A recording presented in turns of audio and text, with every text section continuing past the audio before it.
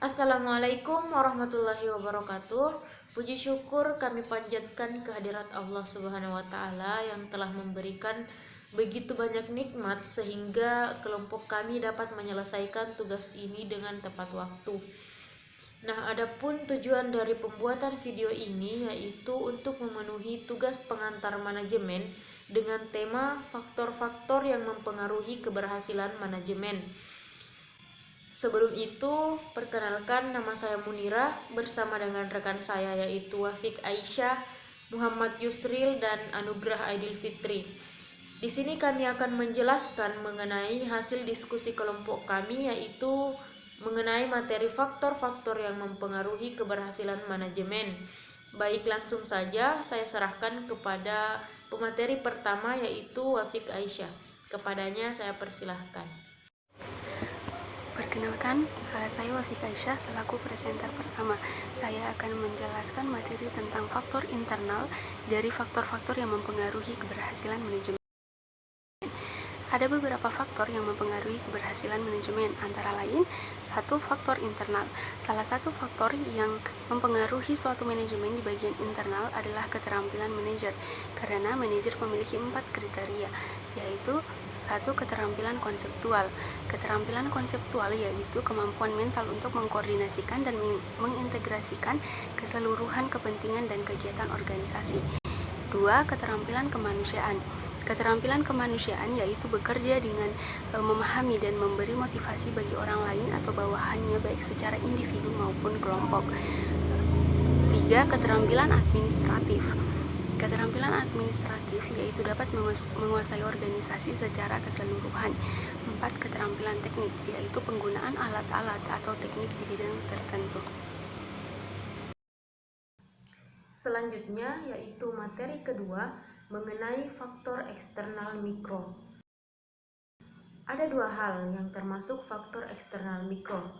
Yang pertama yaitu pesaing. Organisasi akan lebih mampu mengoptimalkan operasionalnya apabila mengetahui posisi persaingannya. Yang kedua yaitu customer. Strategi dan taktik-taktik pemasaran perusahaan sangat bergantung pada strategi pasar dan langganannya. Materi selanjutnya yaitu faktor eksternal makro. Faktor eksternal makro terdiri dari satu, perkembangan teknologi. Dalam setiap masyarakat atau industri, tingkat kemajuan teknologi memainkan peranan berarti pada penentuan produk dan jasa yang akan digunakan dan bagaimana bermacam-macam operasi akan digunakan dan dikelola. Dua, variabel ekonomi. Seorang manajer akan selalu terlibat dengan masalah biaya, sumber daya yang dibutuhkan organisasi. Biaya ini berubah-ubah setiap waktu karena pengaruh faktor-faktor ekonomi. 3. Lingkungan sosial kebudayaan. Lingkungan sosial kebudayaan suatu masyarakat merupakan pedoman hidup yang menentukan bagaimana hampir seluruh organisasi dan manajer akan beroperasi. Lingkungan ini mencakup kepercayaan, nilai-nilai, sikap, pandangan, serta pola kehidupan yang dibentuk oleh tradisi, pendidikan, kelompok etnis, serta agama dan kepercayaan masyarakat tertentu. 4. Variabel politik dan hukum. Politik dan hukum dalam suatu periode tertentu akan menentukan operasional perusahaan.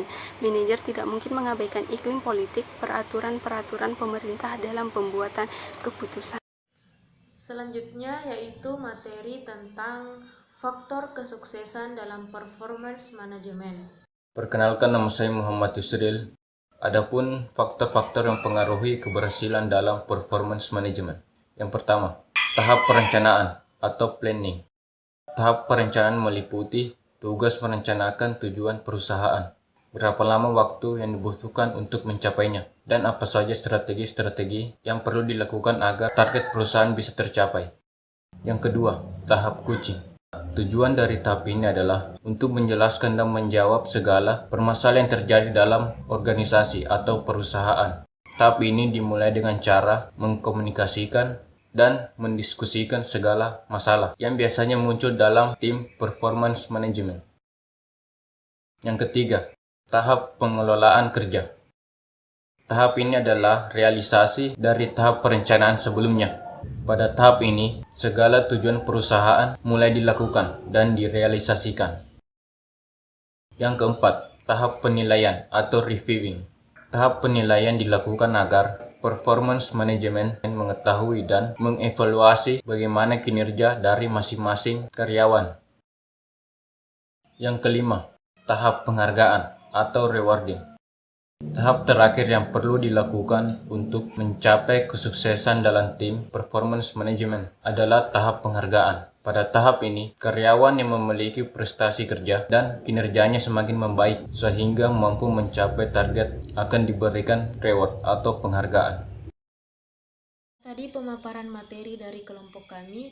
Kepada teman-teman yang sudah bersedia menonton video kami ucapkan banyak terima kasih dan mohon maaf apabila terdapat banyak kekurangan dalam video kami.